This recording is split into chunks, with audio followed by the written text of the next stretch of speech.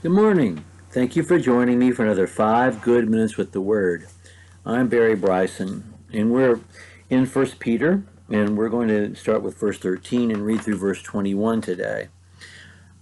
We could take just as much time with these verses as we took with verses 3 through 12, the last two sessions that we were together. But we're going to pick up the pace just a bit. We have received in verses 1 through 12 of chapter 1, a seminary's worth of education about theology, about doctrine, about salvation, about our own salvation, about who we are, Christian identity, Christian evidences. It's just all packed in so densely there. There's no question, even just from the first 12, 13 verses of this book, why it was used in the first few centuries of the history of the church as a textbook for new Christians, not only to survive how they survived persecution, but also just to share the deepest biblical truth. And we're going to see today, as we have already seen, that Peter is he's going to pull together. He's such an underrated writer, if any biblical writer can be. He's going to pull together the thought of Paul, basically Paul's thinking and Paul's themes and emphases, and John's later on, or maybe John gets them from him because John will write later, and even James, and pull them together in his thought. It's a little bit of everything. It's the blending of everything. And Jesus teaching as well. It's a blending of everything else we read in the New Testament. We're going to see it today. Therefore, gird your minds for action. Keep sober in spirit. Fix your hope completely on the grace to be brought to you at the revelation of Jesus Christ. He's already mentioned the revelation of Jesus Christ twice before. He's teaching them to look forward, to have an eschatological consciousness. And he's going to do this in 2 Peter as well. You don't know when God's going to come again, but he is going to come again, and you have to be ready because this is temporary. As obedient children, do not be conformed to the former lusts which were yours in ignorance. It's almost like we're reading Romans 6 right now. But like the Holy One who called you, be holy yourselves in all your behavior. Sounds like Jesus, Matthew chapter 5, verse 48. Because it is written, you shall be holy, for I am holy. That's in the book of Leviticus, by the way.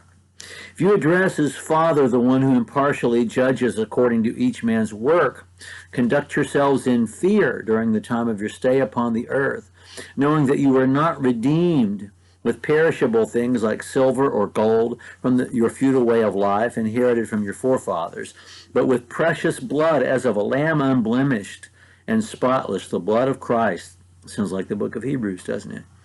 For he was foreknown before the foundation of the world, but has appeared in these last times for your sake, who through him are believers in God, who raised him from the dead and gave him glory, so that your faith and hope are in God.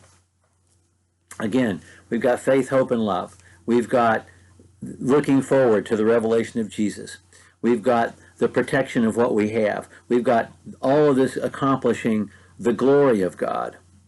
I love the fact that in verse 13 he tells us to be men, and in verse 14 he tells us to be children, all at the same time, which is in no way discordant, because it's what David does throughout the Psalms. Gird your minds for action. Therefore, all these things that I've mentioned, who you are, who God is, what we have kept for us, what we're going through now, it's the therefore.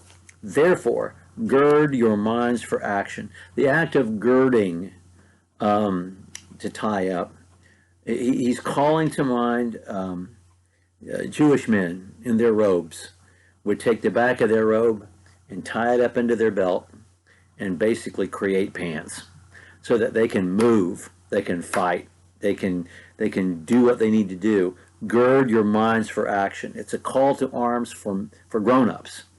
You need to be grown up at this point. You need to be ready to act. It's a call to action. And then he says,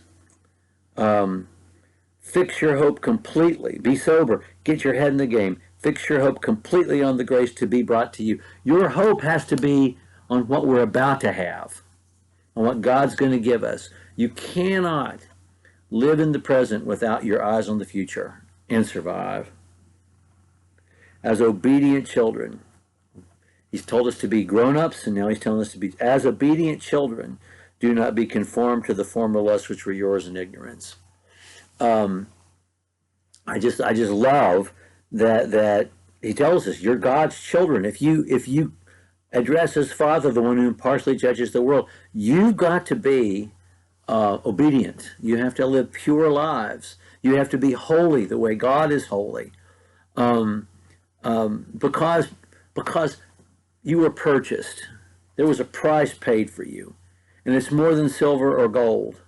And he's talked about, he's used gold earlier to talk about how precious our faith is, and it's being refined. Well, as precious as that is, the price paid for us is even greater. The price paid for us is the blood of Jesus Christ. That was always part of the plan. It was foreknown before the foundation of the world. He's the Lamb unblemished. And through him, we believe God.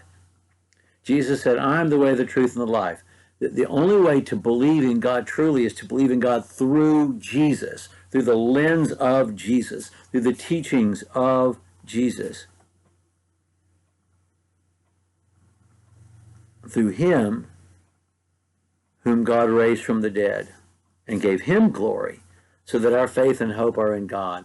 Jesus ultimately leads us to God, to be children of God, to dwell in the house of the Lord forever, Psalm 23. I mean, that's our expectation. And it's about to be accomplished, and we cannot take our eyes off of that. There's so much more in 13 through 21, but we're going to move on to verse 22 next time. Thank you so much for joining me for another 5 good minutes with the Word.